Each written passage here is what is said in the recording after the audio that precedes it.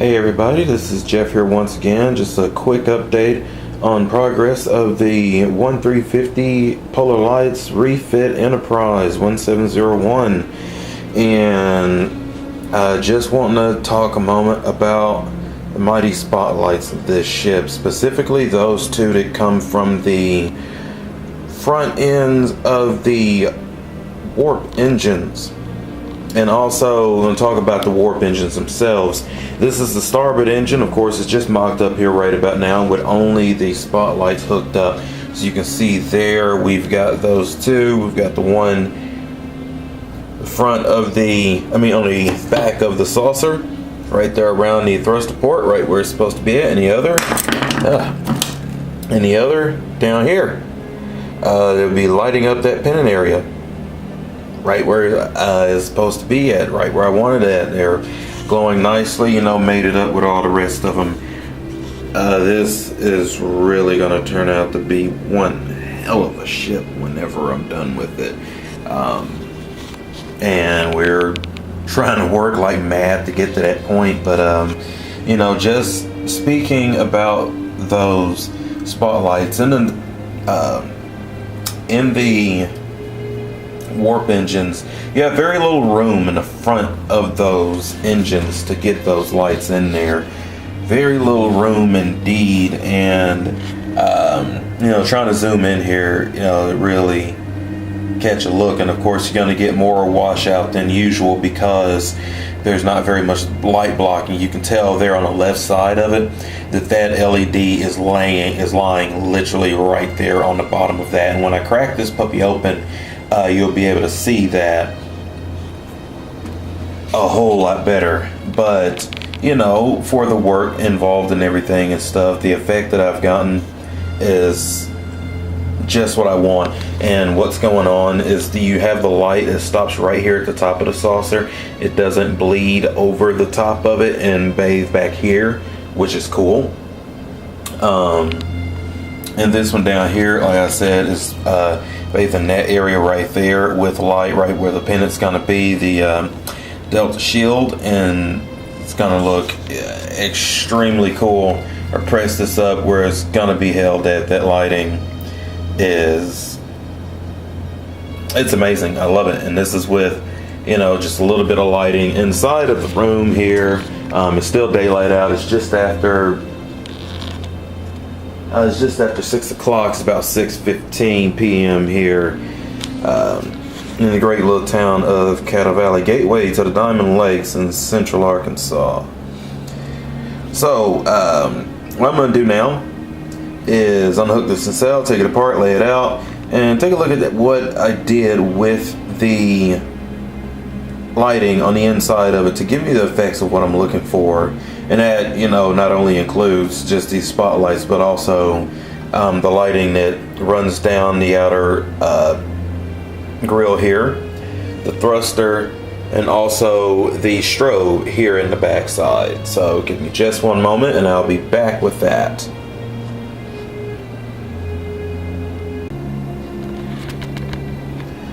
Alright, and here we go with that warp nacelle now broken apart. Let's take a look at it, shall we? Alright, starting up here at the front, on the outer portion of it actually, here's that forward spotlight on the nacelle. Going in on it, you can see there, now this light I did grind down quite a bit. Looking around the edge of it, you can see that I did stack up 2 pieces of styrene that I cut and of course bent over to form into the curve of the nacelle. And then I drilled the hole and then I hogged all the rest of it out. I just needed just a little bit of a housing for that light to have a nice good glue joint there for that light. And I did have to grind that one down, but I still left the tip of it intact. The tips of these nacelles, they're very good at projecting that light, and if you ever look at one of these hooked up, you can see it's almost like a little star right there at the end of it. And if you flatten it, it spreads the light out, and it's actually not as bright as it would be. It just gives you more of a spread of light. Not really wanting that. Spotlights is supposed to be a directed light beam at a specific location. And you know, case in point, taking a look at the one up here on the inside of the nacelle. This one is the one that aims down at the pennant area. And we had 3 bits of styrene that was stacked up, and then I cut it out right where the light would sit in at and aim right out of that hole. And you know, basically, you know, that's what you're looking at. And of course the tip is left intact, like I said, so it projects that light out like projector lights on a car. It shoots the light straight out and it goes further, it's brighter, it's harsher to your eyes when you're meeting it, of course, but that's what I was wanting to have. I didn't want a spread of light, because I've given that a spread of light, it would bathe this entire side in light, and I didn't want that. It's only supposed to be right there, and that's where I wanted it at, so that's what we got. Now, different back here for that is the strobe light right there. As you can see, I ground that 5mm LED down at an angle and attached it up in there so that, you know, it would clear the back here, because the back is at an angle. And it's actually butted up right up against the clear part. There is one little piece of styrene back up in there. You can see it right there that I've laid the LED up on so that it would be resting right there. And of course I've got it surrounded with down here on the bottom and up here with hot glue to make sure it goes nowhere. All these lights have been tested, every single last one of them work. And of course there's a thruster right there. Same deal, except for, you know, there wasn't any cutting to go on with the thruster. Matter of fact, let me get the other nacelle here. Here we go. Now, port nacelle shall educate us. That's all I did with the nacelle. Just hogged out the hole right there, and of course I made it big enough so that the LED would fit, and it will. It drop right off up in there. And that's the way it sits in the hole. And so that orange light, as I am using orange LEDs for these, projects right out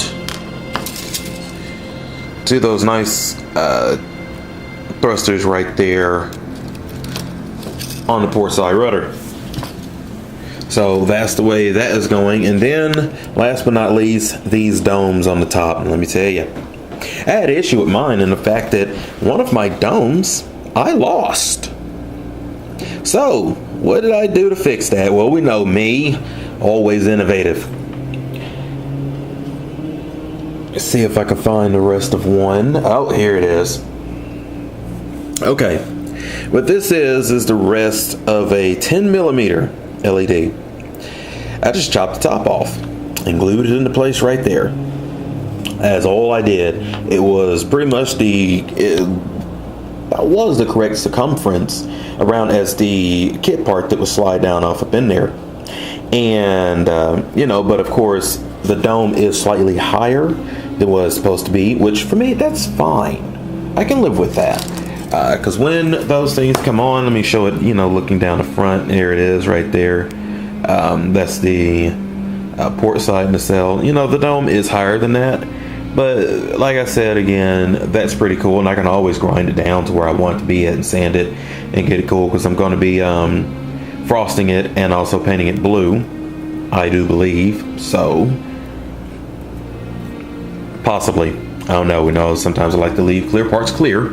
But in this event, those possibly going to get frosted and hit with a clear blue, you know, like it was on the actual studio model. Be one thing I'd be copying.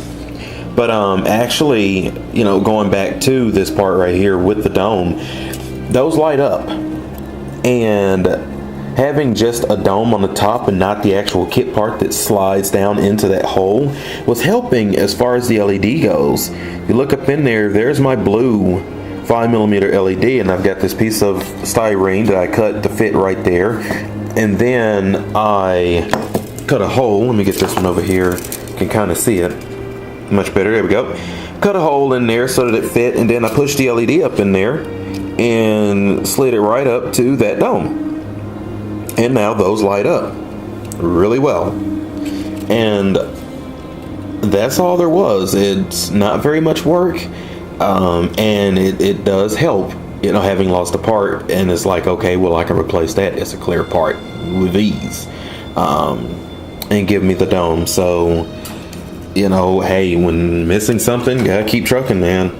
Gotta keep trucking, find a way around it, keep on going. So, but you can see here those 2 strips of LED tape that is up in here, and those are, you know, I tinted those with blue, but they have this waterproof coating on them. So you can see there when I roll it over, they're smooth. It has this water, you know, watertight coating on it. And per the windows, it kind of gives it this little bit of off-white. Not yellow, not a yellowy, not a warm white. Almost more like a, oh, what would you call it? Eggshell white, kind of? Yeah, more like an eggshell white versus the pure white that's bathing up in the nacelles there for the spotlights. And definitely not a warm white. So it's more towards the kind of right there in between, and I kind of like that too. It gives it, you know, it's a really, really nice color, really, really nice effect. So, but with that being painted blue, then of course here is the inside of one of those grills, and of course it is done. It was done first with violet. If you remember the earlier videos, my nacelles were violet. Then I made the change over and I've made them blue. It just appeared blue on screen. Plus, my favorite color is blue. So hey, put 2 and 2 together, and that's what I got, mate. But you can still sometimes see a hint of violet whenever you're looking at it, especially to the naked eye, not necessarily through the camera lens.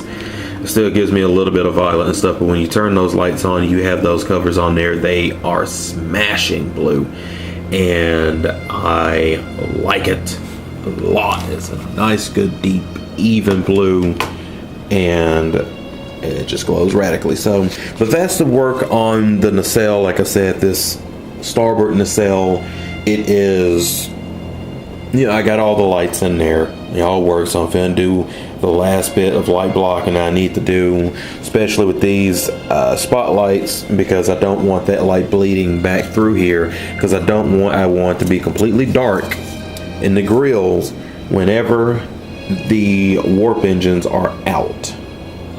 But I also don't want to see blue bleeding through from the warp engines and anything else. So, because these 2 light strips, they put out a fair amount of light. So I want to make sure that I cut all that out.